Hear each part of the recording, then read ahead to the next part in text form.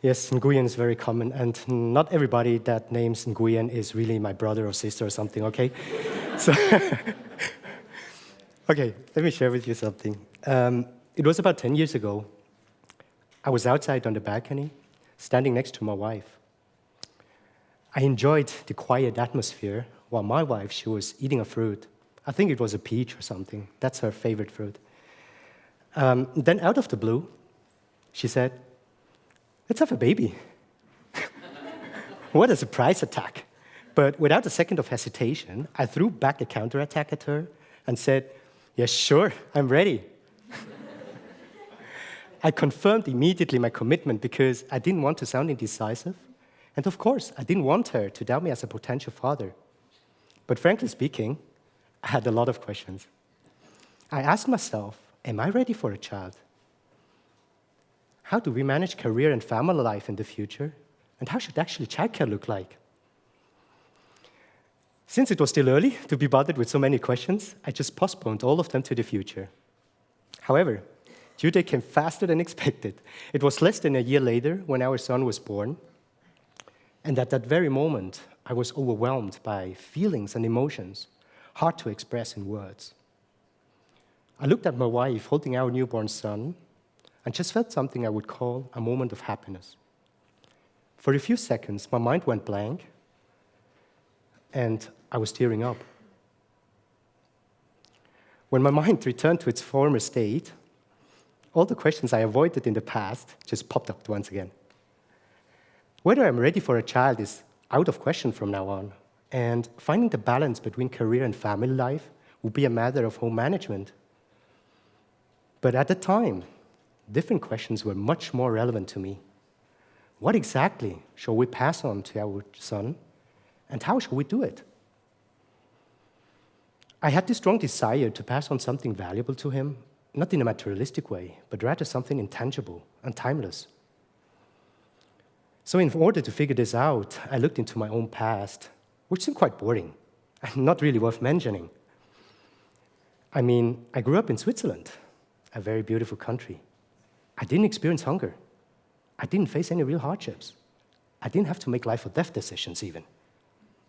But living in such circumstances was only possible because of my mother's relentless and selfless pursuit of a better life.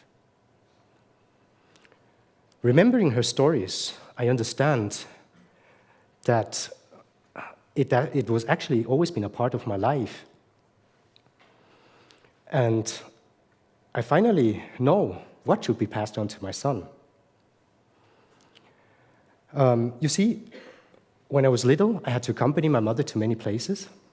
I went with her to the local authorities, to her workplace, and wherever she needed my assistance for interpreting. She always praised me for my language skills, especially in front of other people. So in the meetings, with her very basic vocabulary and heavy accent, she used to introduce me and said something like, "This is my son, very good German, help translate." And then most people were just, "Oh, so cute," and quite impressive for a little boy. But honestly, nobody was ever able to evaluate the quality of my interpreting skills. Parent-teacher meetings, for example. After parent-teacher meetings, my mom always came out smiling and very satisfied because the feedbacks of my teachers were mostly positive. Thanks to my translation, right? Don't get me wrong, I was a good student. Since I came to Switzerland at a very young age, I absorbed the local language relatively quickly. Compared to my parents, they struggled quite much learning a completely different language. So obviously, my role as the family interpreter was clearly defined. When other kids were playing outside in their free time, I had to basically do some work. Sometimes I was annoyed, and once I complained to my mother. I said, "Mom, other kids, they have much more leisure time compared to me." That made her sad, and she asked me for understanding of her personal situation, because she didn't have the chance to study as much due to very difficult circumstances in her past. After that, she opened up and told me about her own childhood.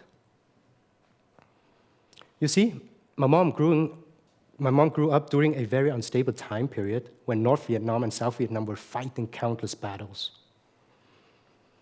Eventually, the Vietnam War escalated, and my mother had to stop attending school when she was only 11 years old. At home were 6 younger siblings she had to take care of. Moreover, she had to help her parents to make a living. The business her parents ran was severely impacted by the war, and in order to survive, they served breakfast meals to workers and soldiers every day. Consequently, my mother had to get up 4 a.m. every morning, prepare and cook the meals. Then around 6 to 7 a.m., when her younger siblings woke up, she started babysitting and doing chores the whole day. She was disciplined enough to keep up to this routine day in, day out. Touched by her story, I felt instantly better, as that little lack of leisure time I was complaining about was rather a trivial whining.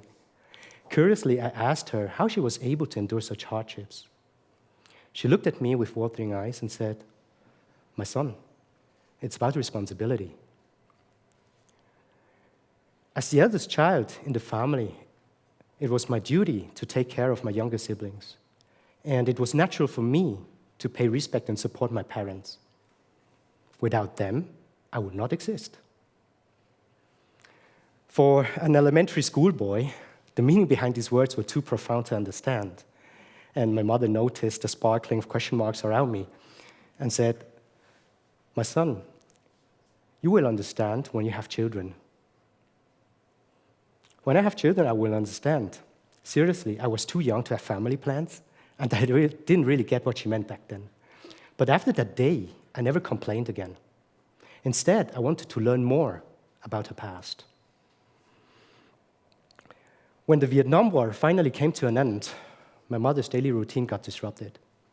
South Vietnam was taken over by the North, and the army marched into Saigon. That's the former capital city of South Vietnam.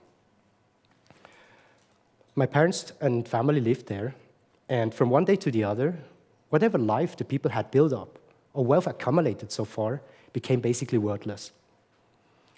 Some people immediately joined and followed the American soldiers for seeking refuge and protection. Some even gave up their own lives because they couldn't bear the great loss they were facing. And others stayed back because they wanted to protect their families and properties. But fighting against the army was futile. And along with hundreds of thousands of other Southerners, my family was displaced and relocated to the countryside, where they had to work in the fields, in the factories, and on the construction sites. The food situation was scarce, and physical labor was hard. A few worked tirelessly with the belief of a better tomorrow, but many of them decided to leave their home country for a more promising environment outside of Vietnam. That was also the motivation for my family as they planned to escape and join the so-called boat people. They failed. Luck was not on their side, and they failed on their first attempt and were caught by the Coast Guards. My father alone succeeded, and he went on an adventure at sea. He ended up in Malaysia in a refugee camp. Arriving there, of course, like everybody else, you guess, yes, he wanted to chase the American dream. But he got refused because US already closed the doors, so he was left back there with the choice to either chase the Austrian or the Swiss dream. Standing here today, I'm happy he applied for Switzerland at that point in time. Now, Switzerland was our destination. My father came first, and later my mother and I were able to reunite with him. The three of us were given the chance to establish a new life from scratch in this beautiful and stable country. Yes, but the pursuit of a better life wasn't always a piece of cake. First of all, we had to overcome the cultural barrier, and soon enough understood that language was key. But language itself was another barrier to tackle. At least some 8 organizations lent us a helping hand at the beginning, and later, as you already know, I took over this role. In the meanwhile, my family was blessed with 2 more children, my little brother and baby sister. She's sitting somewhere here. So besides of my side job as the family interbreeder, I learned babysitting, and I ran chores too. I followed in my mother's footsteps. Unlike her childhood, however, mine, in comparison, was much more childlike. Again, I grew up in a safe environment, had more than enough food and a warm home. I was provided free education, and certainly, I had more than enough time to spend with friends and hobbies. Similar to my mother, I was driven by a strong sense of responsibility towards my family especially. So the well-being of my family came always first, even more so when my mother became single mom. At home, we lived our Vietnamese culture with a mix of Buddhism and Confucianism. For a long time, I had no idea about the essence of both philosophies, not even today. So I just followed the teachings of my mom. For instance, paying respect to elders and our ancestors was something she reminded us all the time. We had a few pictures of our deceased ancestors put on shelves at home in the living room. And at certain religious days, we burned incense in front of the pictures. That was how we showed respect and showed our gratitude for our ancestors, even in their afterlives.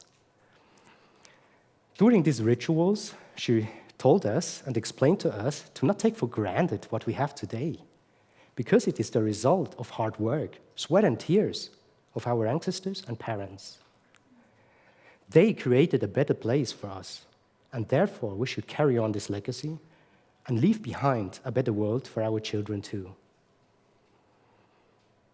Over these past years, I've come to realize that I have been strongly influenced by my mom.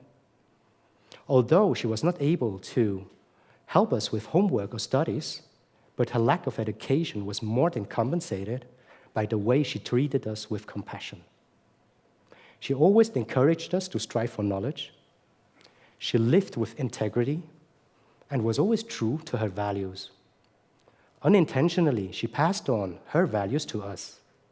So for us, her children, she was a mother, she was a father, and ultimately a role model whom we look up to. For me, experiencing fatherhood was like going through a lot of worries. And then I learned that all these worries are basically just a projection of future events, and realized that fortune telling is not my expertise. Maybe some fortune cookies will help. So instead of worrying, I spend quality time with my son. I play games with him. I tell him stories of our family. And yes, I share my values with him. Whether or not he can identify himself one day with my values is something time will tell. Observing him sometimes, I can already see a glimpse of integrity and compassion in his actions, and that is definitely heartwarming. You will understand when you have children one day. Yes, today I finally understand what my mother meant back then, and that led me to the idea I strongly believe in and want to share with you today. Our children are taught many things in school, which help them to be prepared academically and create opportunities for their future aspirations. Anything else they can learn from books, the internet, or through their own life experience.